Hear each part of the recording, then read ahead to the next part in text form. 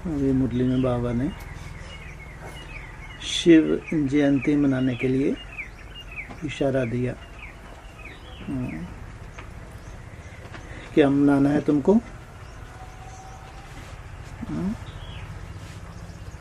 क्या मनाओगे? शिव जयंती। घोर अज्ञान की रात्रि तो नहीं मनाएंगे। या तो मनानी है शिव जयंती, या फिर जो भक्ति मार्ग मुर्दाबाद हैं वो क्या करेंगे? घोर अज्ञान की रात्रि मनाएंगे। तुम्हारे लिए तो बोला, क्या करो? शिव जयंती में तुम सौगात बांटो। कौन सी सौगात? कौन सी सौगात बांटेंगे? कैलेंडर।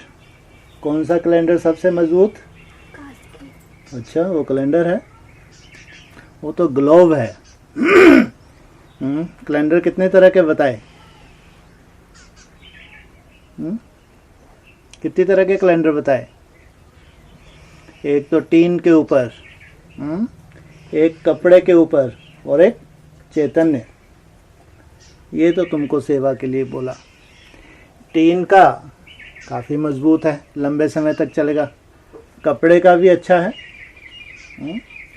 और चैतन्य तो फिर सबसे अच्छा। तो जो मनाने जा रहे हैं शिव जयंती, वो तो करेंगे सेवा। दूसरी तरफ भक्ति मार्ग में क्या होगा? साथ साथ घोर अज्ञान की रात्रि। कहाँ पे? कहाँ पे? शिव जयंती कहाँ पे? शिव जयंती कहाँ पे मनाई जाएगी? है? कहीं नहीं। कहाँ? जहाँ नई दुनिया आ रही है वहाँ तो शिव जयंती, जय जयकार। और घोर अज्ञान की रात्रि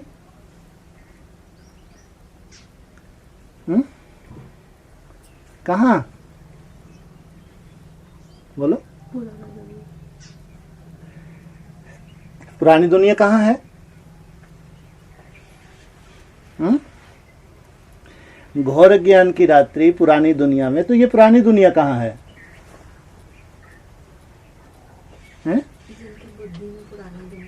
जरूर। सबसे पहले नई दुनिया में भी रह रहे हैं, लेकिन मन बुद्धि कहाँ है? कहाँ है? पुरानी दुनिया में, नई दुनिया में? कहाँ है?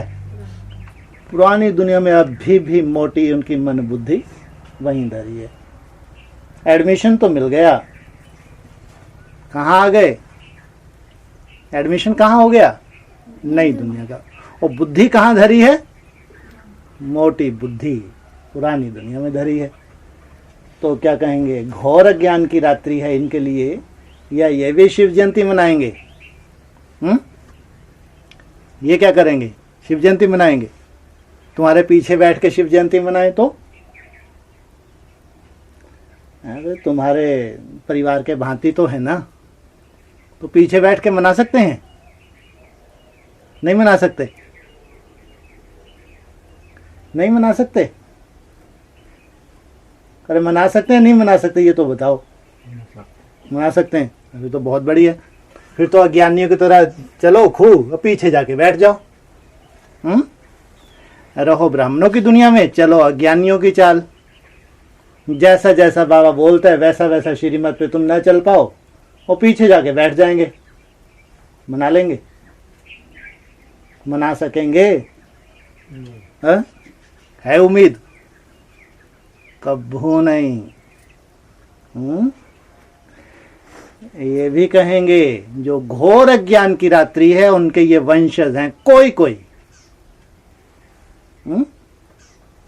यहां कोई कोई यहाँ उनके घोर अज्ञान की रात्रि जो होने जा रही है उसके वंशज कहाँ हैं? नई दुनिया में भी हैं, लेकिन कोई कोई। जैसे वहां घोर अज्ञान की रात्रि आ रही है, वहां नई दुनिया के भांति कोई कोई छुपे हुए हैं। वहां से निकल के कहाँ आ जाएंगे? कहाँ जाएंगे? वहां से निकल के कहाँ पहुंच जाएंगे? नई दुनिया से। और यहां जो छिपे हैं अज्ञानी, एडमिशन ले लिया ब्राह्मणों की दुनिया में, इनका क्या होगा? इनकी निशानी क्या है? कैसे समझें ये घोर अज्ञान की रात्रि में जा रहा है या जा रही है? कोई निशानी होनी चाहिए, नहीं होनी चाहिए? पहचान होनी चाहिए, नहीं होनी चाहिए? हाँ, नहीं होनी, कोई पहचान नहीं होगी। तो एक से अमृत वेला उठते हैं, एक से चार्ट बना रहे हैं, रोज 2 टाइम क्लास कर रहे हैं या 1 टाइम क्लास कर रहे हैं। अब कैसे ढूंढे इनको? चलो, जो समर्पित नहीं है, घर पे रह रहे हैं, तो उनकी भी चाल चलन से कैसे मालूम पड़े ये घोर अज्ञान की रात्रि की तरफ बढ़ गए हैं या जयंती की तरफ हैं? कैसे मालूम पड़ेगा?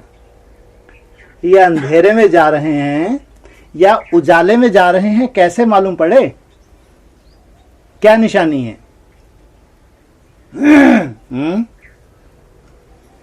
त्याग इनके बस का नहीं। जो अंधेरे में जाने वाले हैं, घोर अज्ञान की रात्रि में जाने वाले हैं, इनके ऊपर जो दुर्मुट चलता है ना, ये छिटक जाते हैं। अरे कोई कोई ऐसे भी हैं, अगर वहां रहते हैं तो भी मन बुद्धि से छिटक जाते हैं। हाँ, जैसे कि मजबूरी का नाम कहते हैं महात्मा गांधी। रह रहे हैं नई दुनिया में, लेकिन बुद्धि कहां छिटकी हुई है? कब छुटकारा मिले? जैसे कि बाप ने मजबूरी से बंधे हुए हैं, तो इनको क्या कहेंगे? बहुत खुशी से रह रहे हैं, खुशी खुशी से संगठन का आनंद ले रहे हैं, या मजबूरी? क्या कहेंगे? मजबूरी। क्यों? ऐसा इनके साथ क्यों है? ऐसा क्यों? त्याग की कमी है। जो जो छोड़ने के लिए बाबा इनको बोलता है वो छूटा तो है, लेकिन मजबूरी में छूटा है।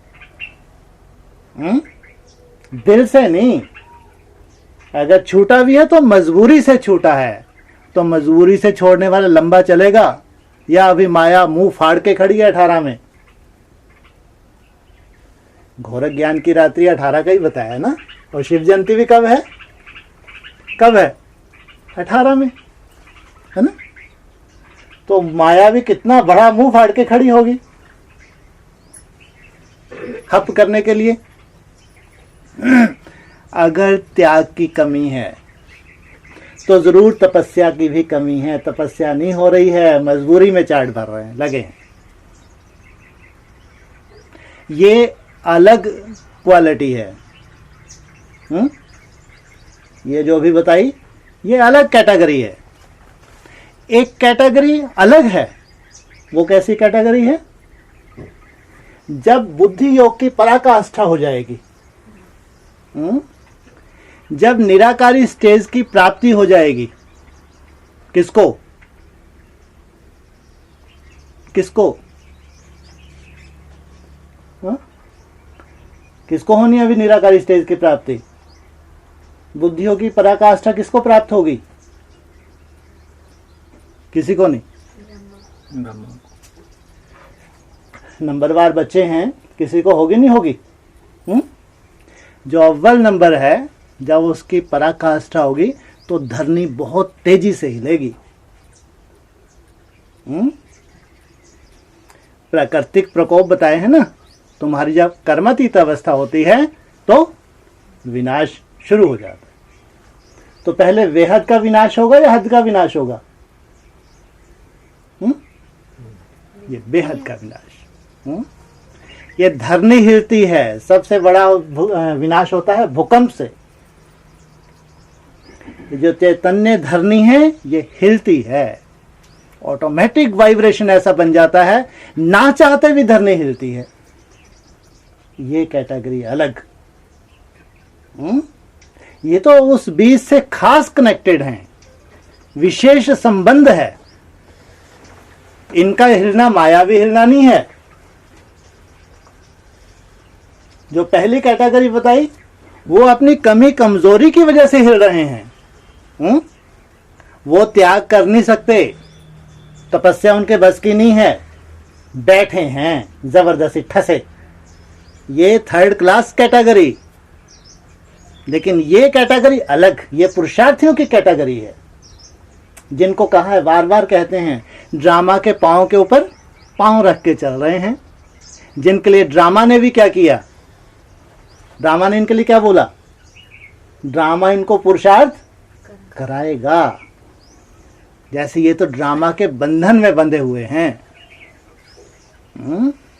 जैसे ही ड्रामा संपन्नता की तरफ, तब भी बुद्धि रूपी धरनी जबरदस्त हिली, जोर से हिली।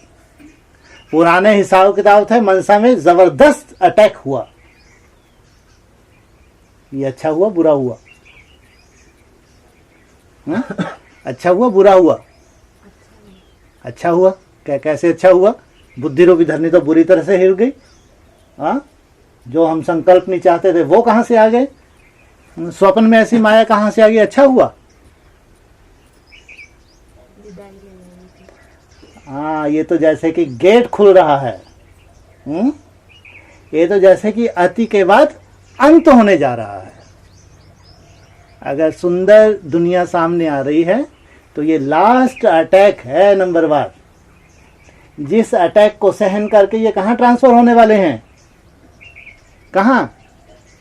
नई दुनिया में हिलेंगे ये भी, और हिलेंगे वो थर्ड क्लास स्टूडेंट भी हिलेंगे, वो तो बहुत ज्यादा हिलेंगे और लंबे समय तक हिलेंगे। कोई 28 तक हिलते ही रहेंगे। थर्ड क्लास है ना। ये वैसे हिलने वाले नहीं हैं। ये तो हिल के नंबर 1 अपनी स्टेज पे सेट होने वाले हैं। ये तो ड्रामा के साथ साथ चल रहे हैं, अभी भी लंबे समय से ड्रामा के साथ साथ चल रहे हैं। तो इनका हिलना तो कल्याणकारी है या अकल्याणकारी? कैसा हुआ हिलना? जिसको बाबा ने बोला है एक आखिरी पेपर होगा, बहुत बड़ा झटका होता है, भूकंप भी आता है, प्रकृति के प्रकोप भी होते हैं, बाढ़ें भी आती हैं। तो ये प्राकृतिक प्रकोप आखिरी जो बताया बाबा ने, बहुत भयंकर, उसके नंबर 1 बुद्धियां शांत हो जाती हैं और ट्रांसफर हो जाती हैं। इसलिए कहा ये है श्रेष्ठ पुरुषार्थियों की कैटेगरी। इनकी मनसा में भी तूफान आते हैं, इनकी मनसा भी झेलती है, लेकिन ये पुरुषार्थहीन नहीं है। ये पुरुषार्थ छोड़ के बैठने वाले नहीं, लगातार लगे हुए हैं। लेकिन जो अपनी कमजोरी के कारण से, जो कमजोरी वो छोड़ नहीं सकते, जो स्वभाव संस्कार छोड़ नहीं सकते, भले ही खाने पीने का स्वभाव संस्कार हो, पहनने ओढ़ने का संस्कार हो, किसी भी तरह का देहवान का जो संस्कार कूट कूट के उनमें भरा है, वो संस्कार नहीं छोड़ सकते। और एडमिशन कहाँ हो गया इनका? कहाँ हुआ एडमिशन? नई दुनिया में। तो इनके लिए कहेंगे शिव जयंती या घोर अज्ञान की रात्रि। तो ये अलग कैटेगरी है। अभी इनकी बुद्धि छिटकनी शुरू होने वाली है, बस वो हो भी चुकी कोई की। रहेंगे एनएस में ही, नई दुनिया में भी, साथ साथ ही रहते रहेंगे, लेकिन बुद्धि भगवान से दूर होती जाएगी, क्योंकि त्याग की कमी है। इसलिए दिखावे मात्र तपस्या रहेगी, दिखावे मात्र। क्योंकि चार्ट जमा करना है, चार्ट देना है, तो चार्ट भरेंगे जबरदस्ती, दिखावा मात्र दिखावा। अंदर से खोखले होते जाते हैं, खोखले होते जाते हैं। ये है इनका रिजल्ट। अंत में रिजल्ट क्या निकलती है? टोटली चार्ट बंद। और है कहां पे ये? कहां पे हैं ये? हैं एनएस में, जिनके लिए बार बार बाबा ने बोला है कि बाबा जो दुर्मट चलाते हैं कहाँ चढ़ाते हैं दुर्मुठ? और गहराई में ले जाने के लिए। जब दुर्मुठ चलता है तो कोई कोई पत्थर जो हैं गहराई में चले जाते हैं, तो वो आधार बन जाते हैं नई दुनिया का। जो उंगली उठाते हैं जब दुर्मुठ चलता है वो छिटक जाते हैं, मन बुद्धि से छिटक जाते हैं, दूर हो जाते हैं, पुरुषार्थ में भी दूर हो जाते हैं, भले ही वहीं क्यों ना पड़े रहें। इसलिए आज बाबा ने खास बोला शिव जयंती, जिसकी पूरी दुनिया में इंतजार है।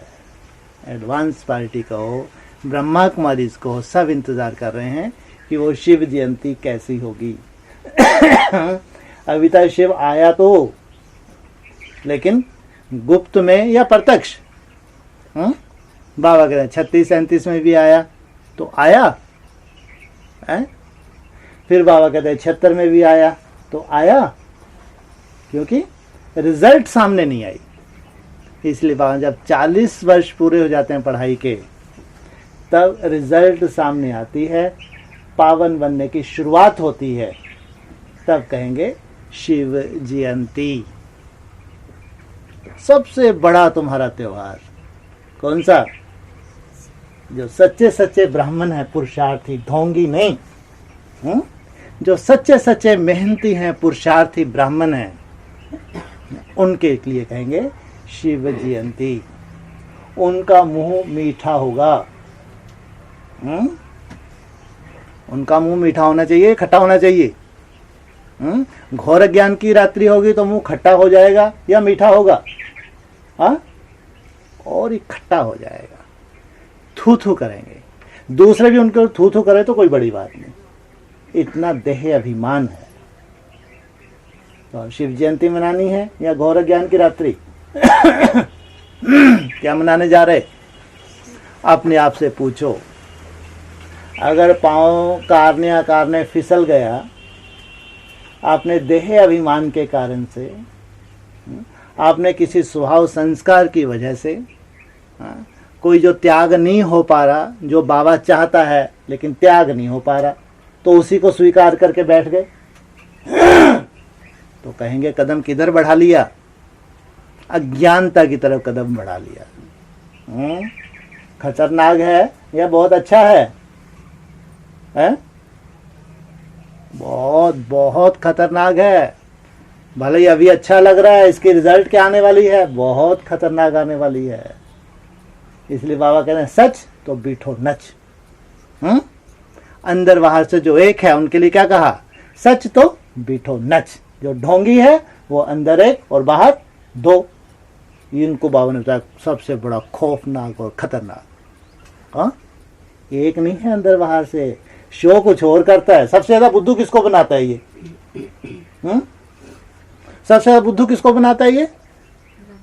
ब्रह्मा को ही सबसे ज्यादा बुद्धू बनाता है। बाबा सहन करेगा? ब्रह्मा तो वैसे ही बुद्धू है बेचारा। हाँ जी ठीक है जी, ठीक है जी। बाप सहन करेगा?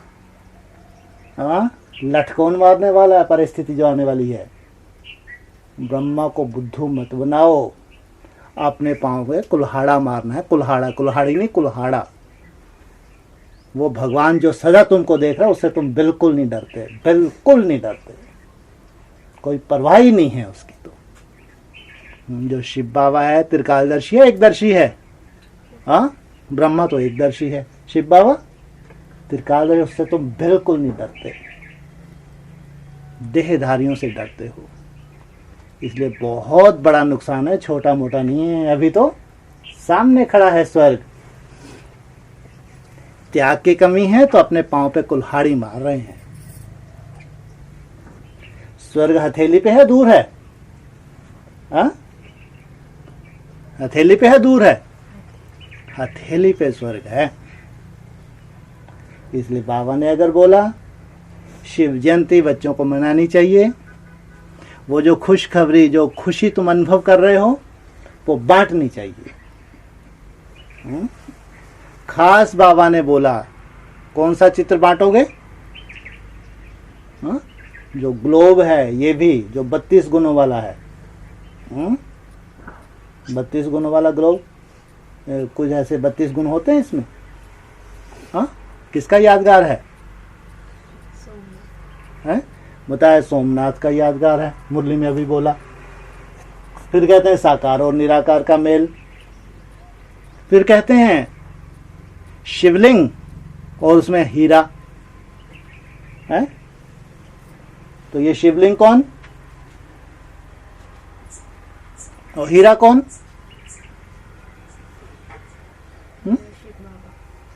हीरा शिवलिंग कौन? कहते हैं सोमनाथ का मंदिर। ये क्या? सोमनाथ के मंदिर में शिवलिंग, सोमनाथ का मंदिर।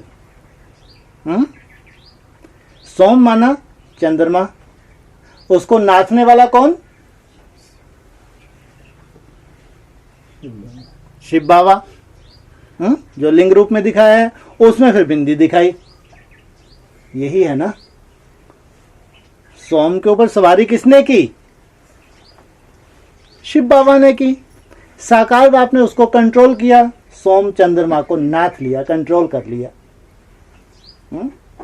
और उसके भ्रुकुटी में इसलिए बाबा भी कहते हैं बैल के ऊपर सवारी कौन करता है? शंकर।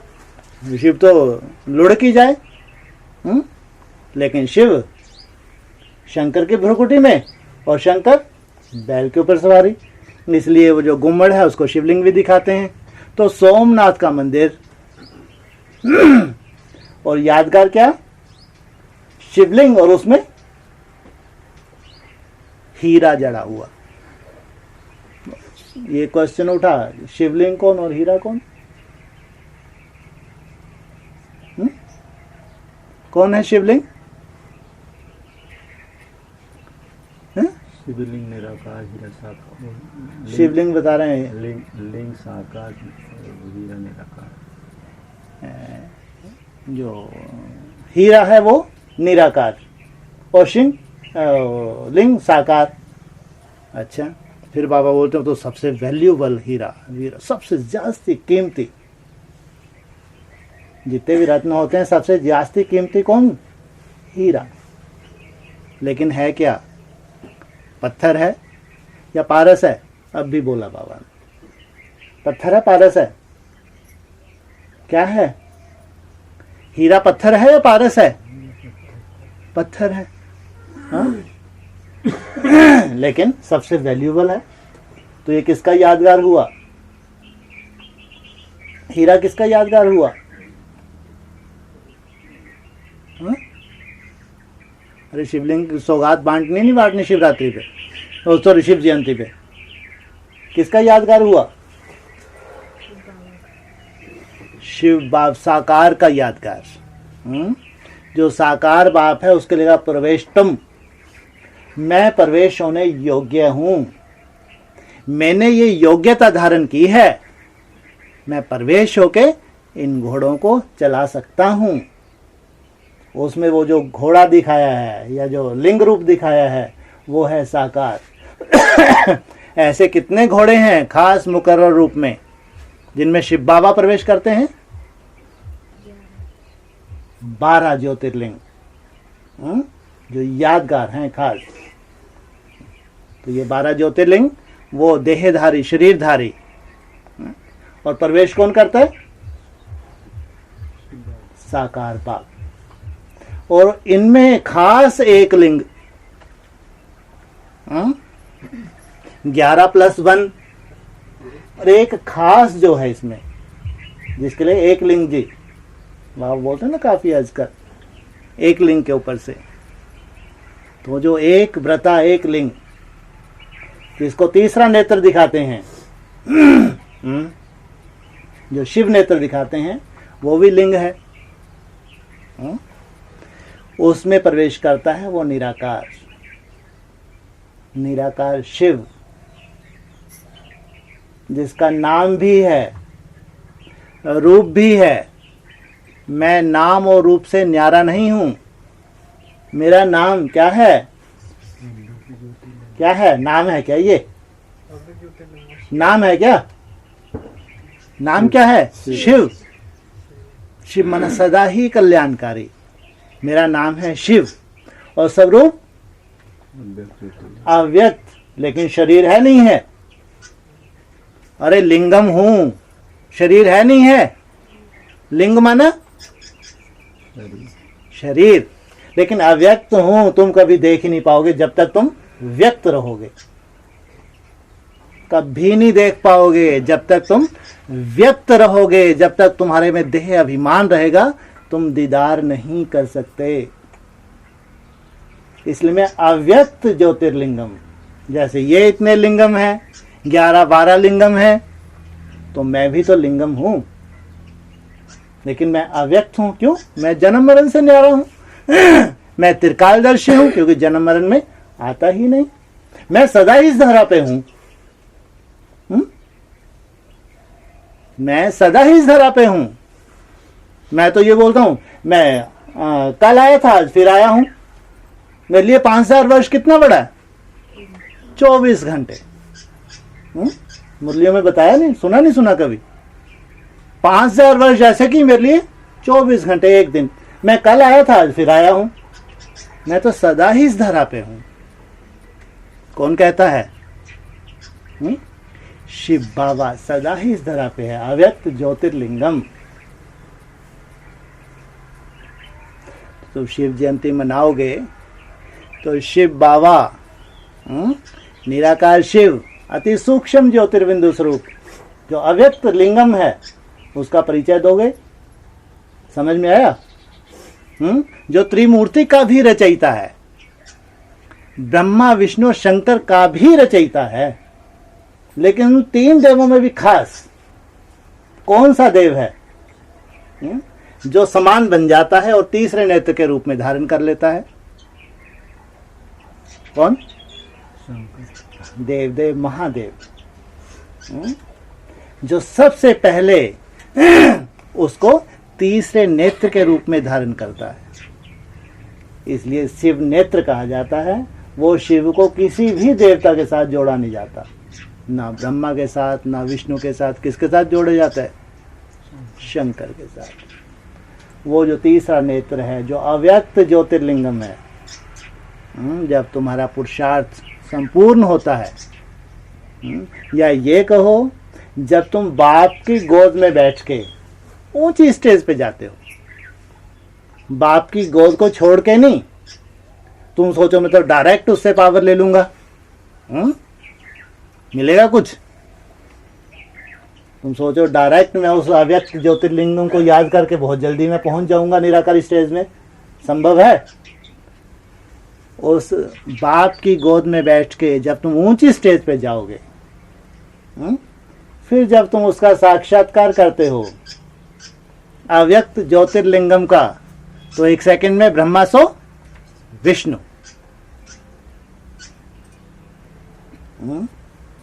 तो किसके इंतजार है?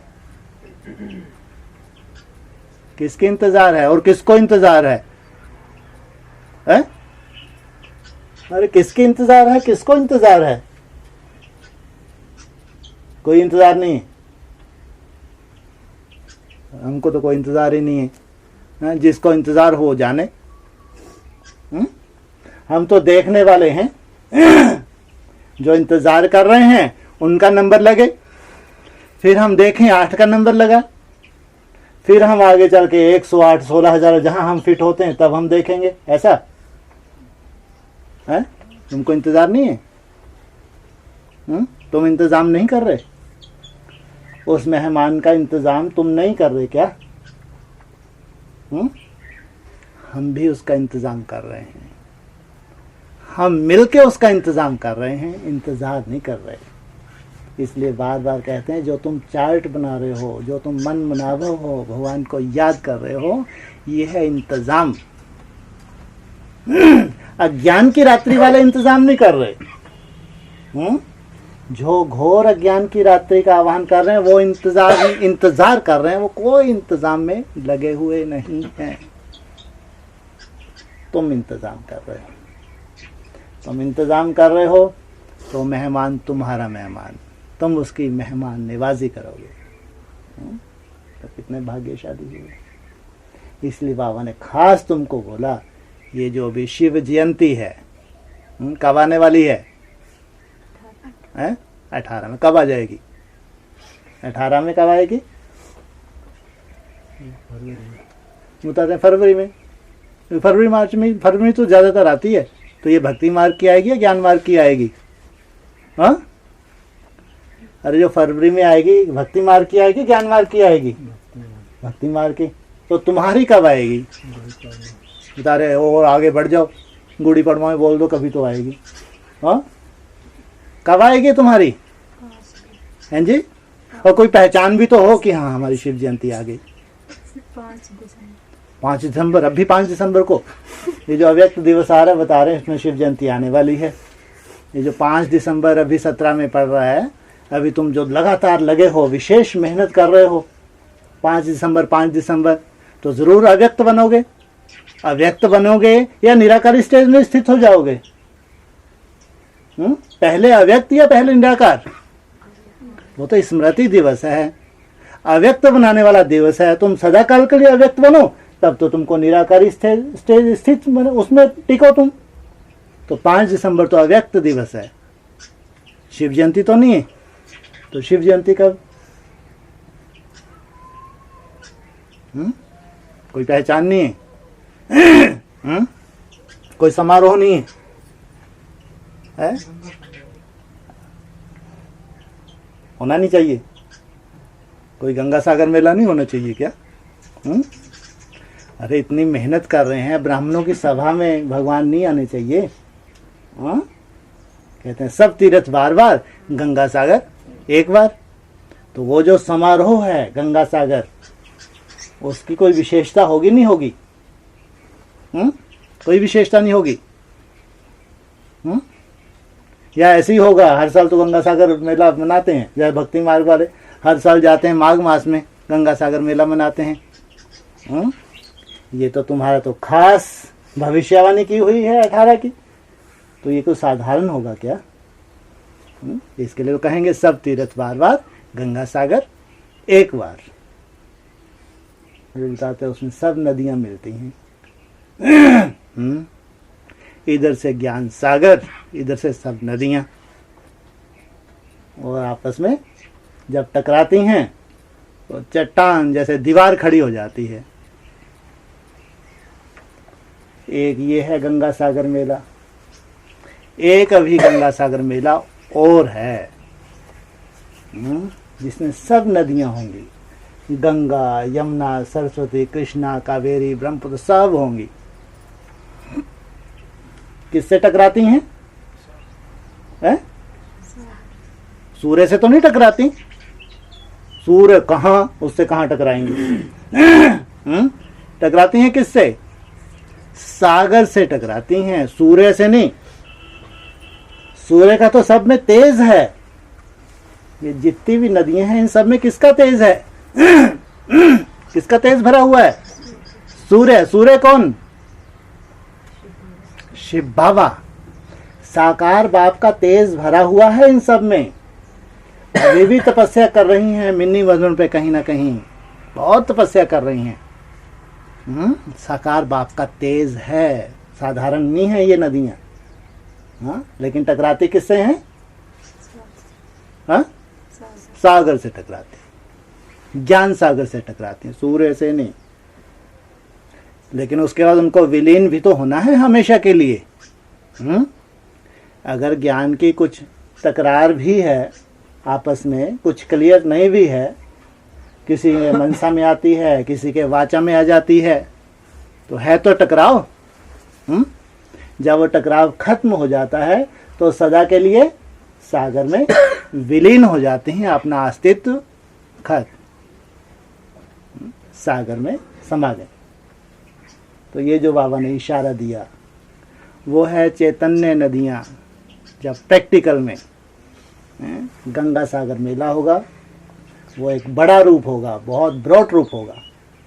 लेकिन अभी तो बाबा ने बोला जो NS है, नई दुनिया है, कितनों में आएगी? छोटा सा परिवार, कितनों का? 8। फिर अपन क्यों बैठे इतने ढेर के ढेर?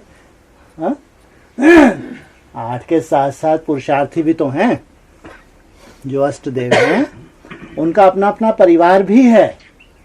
हैं? तो वो भी समान पुरुषार्थी हैं, नंबरवार हैं भले, लेकिन पुरुषार्थ में साथ साथ लगे हुए हैं। तो ये भी तो मुख मीठा करेंगे, तो कहेंगे नई दुनिया का उद्घाटन हो गया और शिव जयंती हो गई। जिस बड़ी ते बड़ी जयंती की इंतजार थी वो शिव जयंती हो गई। 111 आ गया, नई दुनिया की शुरुआत हो गई। इसलिए ध्यान रखना, बाबा खास चाहता है शिव जयंती पे तुम सौगात बांटो। तो पहले हमारी मन बुद्धि में सौगात तैयार होगी तब तो बांटेंगे। तो हमारी मन बुद्धि में ही तैयार नहीं है तो सौगात कैसे बांटे। इसलिए जो घोर अज्ञान की रात्रि में जा रहे हैं उनके लिए तो बांटने वाली कोई बात ही नहीं, उनके तो और ही हाथ खाली। लेकिन जो निरंतर लगे हुए हैं, निरंतर मेहनत कर रहे हैं, इनके लिए कहेंगे भरतू हाथ।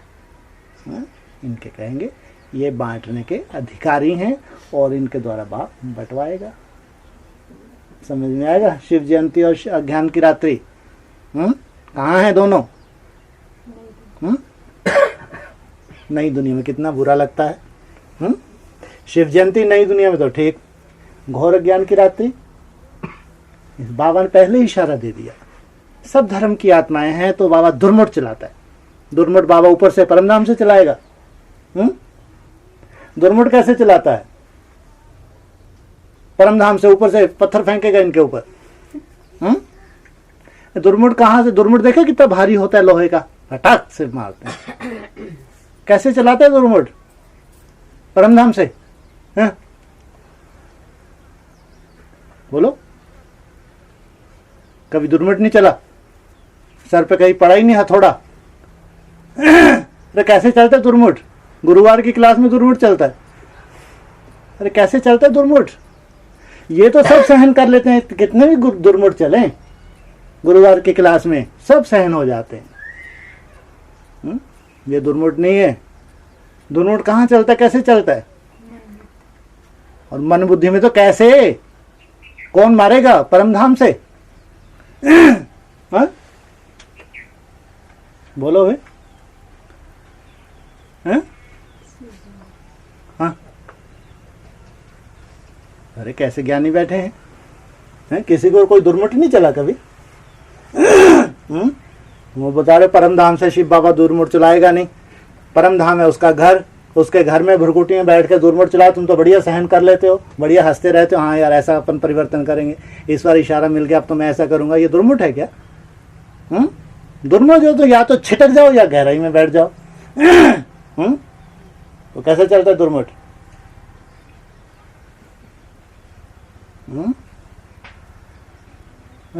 माया के जरिए। माया को बुलाया जाता है, आओ माया, आओ दुर्मुठ चलाओ। तुम्हारा स्वयं का स्वभाव संस्कार भी है। यहाँ पे आपस में भी छोटे मोटे रूप में माया आती है, लेकिन खास जो निमित्त आत्माएं हैं उनके द्वारा शोभा देता है दुर्मुठ। एक तुम्हारे मस्तक पे बड़े टटाक से 4 हिस्से हो जाएं, एक इस्लाम धर्म में छिटक जाए, एक मुस्लिम धर्म में छिटक जाए, एक क्रिश्चियन धर्म में छिटक जाए, एक बौद्ध धर्म में छिटक जाए, ऐसा दुर्मट हो। फिर उंगली उठाएं, ये कैसी आत्माएं हैं, ऐसा ऐसा बोलती हैं, ऐसा ऐसा है, बड़े बड़े पार्ट दे दिए। ये है दुर्मठ जो अच्छे से चलाए तुम्हारे सर पे, 4 टुकड़े कर दें, छिटक जाओ। और तुम गहराई में बैठ गए तो देवता धर्म के। समझ में आया दुर्मठ? नहीं समझ में आया? जब तुम पहले खिलाओ दुर्मुठ फिर समझ में आया। हमारे सर के 4 टुकड़े हुए या हम गहराई में बैठ गए। तो ये भी परीक्षाएं हैं। अगर हमारा स्वभाव संस्कार नहीं छोड़ा तो संगठन में भी छोटे छोटे रूप बनते हैं माया के, ये भी छोटे छोटे दुर्मठ हैं। या निमित्त आत्माएं भी जब स्वभाव संस्कार देखती हैं तो चलाती हैं, अथॉरिटी है, लेकिन अंदर तुम्हारे प्रति कोई ईर्ष्या द्वेष नहीं है। वो एक अथॉरिटी है, तुम भले ही उंगली उठाओ, तुम भले ही गला नहीं करो, कोई चिंता नहीं बाप को। तो ये दुर्मठ है। या तो तुम छिटकते हो, दूर हो जाते हो, तुमको शांति मिलती है, अरे बाप रे बढ़िया, यहाँ बढ़िया है। हाँ ऐसे इनसे दूर ही अच्छा है। और लौकिक बहुत बढ़िया लगने लगता है, अरे बहुत बढ़िया है। मेरा परिवार तो बहुत सुंदर है या भूत प्रयोग करें तो सुंदरता दिखेगी इनकी, हैं? बहुत सुंदर लगने लगते हैं उनका स्वभाव संस्कार। बढ़िया खाने पीने को कोई दिक्कत नहीं है, घरों में बैठे हैं, बढ़िया तलो खाओ पियो। जिनको कहा हराम खोर, ये दुर्मुठ से छिटकने वाले। लेकिन जिन्होंने भगवान का पल्ला पकड़ लिया, कुछ भी हो जाए भगवान को छोड़ना नहीं है, कितने भी दुर्मट चल जाएं। किसके लिए आए हैं? बाप के लिए आए हैं, देहधारियों के लिए आए हैं? किसके लिए आए? बाप के लिए आए हैं। बाप का दर कभी छूटे ना। जैसा भी हो, खाना पीना पहनना ओढ़ना जैसा भी मिले, मेरा तो संसार बाप ही मेरा संसार है, बाप के अलावा कुछ मेरा संसार नहीं। इनको कहेंगे गहराई में जाने वाले। इसलिए बाबा ने पहले ही बोल दिया, जो अलग अलग धर्म की आत्मा है जब दुर्मट पड़ता है तो छिटक जाते हैं, और जो गहराई में बैठ जाते हैं ये आधार बन जाते हैं नई दुनिया का। इसलिए दुर्मट के लिए बहुत लंबा समय है क्या? ज्यादा से ज्यादा दुर्मट पढ़ेंगे तो कब तक पढ़ेंगे? कब तक पढ़ते ही रहेंगे? नई दुनिया कभी आएगी नहीं, और नहीं आनी कभी नई दुनिया, ऐसे ही दुर्मट चलते रहेंगे। अरे 18 में मनाओ, ये कंगूरे बंगूरे ऊपर के जो बाबा बोलते हैं, क्या कंगूरे शंगूरे ही तो बोलते हैं, क्या बोलते हैं? हाँ, ये तो अंडरग्राउंड है। जो फाउंडेशन है वो तो अंडरग्राउंड है, लेकिन जब बिल्डिंग का निर्माण होता है वो अंडरग्राउंड नहीं होती। बिल्डिंग तो दिखती है। जब बिल्डिंग दिखने लगती है तो उमंग गुस्सा बढ़ जाता है। फिर तो ये छिटकने वाले थे, छिटक गए, और जो रह गए मजबूत, अब वो तो उनके लिए तो प्रॉमिस कर लिया ड्रामा ने। क्या प्रॉमिस किया उनके लिए ड्रामा ने? इनको तो मैं चलाऊंगा। और ड्रामा तो बता दिया अभी समाप्त हो गया। अगर रुका है तो किसके लिए? ड्रामा समाप्त हो गया, अभी घूमता हुआ दिख रहा है। समाप्त या अभी घूम रहा है? समाप्त हुआ तो घूम रहा है ये ड्रामा, तो ये घूमता हुआ नहीं दिख रहा? अमृत वेला, चार्ट, कर्मयोग, ड्रामा घूम रहा है या समाप्त हुआ? अरे उसमें क्या बोला, व्यक्त संदेश में क्या बोला? हाँ, संदेश में तो बोला ड्रामा समाप्त हुआ। तो तुम्हारे साथ साथ घूम रहा है, बाकी ये समाप्त। इसलिए तुम ड्रामा के पट्टे पे जो चल रहे हो, तुमको साथ लेके जाना है, छोड़ना नहीं है। जैसे बाप का प्रॉमिस है, बाबा कहते हैं बच्चा घर में जल रहा हो वो बाप भग जाए, वो बाप है क्या? हाँ, ऐसा ड्रामा का भी तुम्हारे से प्रॉमिस है। तुम ड्रामा के पट्टे पे साथ साथ चलते हो तो तुमको ड्रामा साथ ले जाएगा। हाँ, इसलिए बहुत बहुत भाग्यशाली हैं जो शिव जयंती के इंतज़ार कर रहे हैं और उसकी तैयारियां कर रहे हैं और आवाहन कर रहे हैं। देखने वाले नहीं हैं ये तो करने वाले हैं। ओम शांति।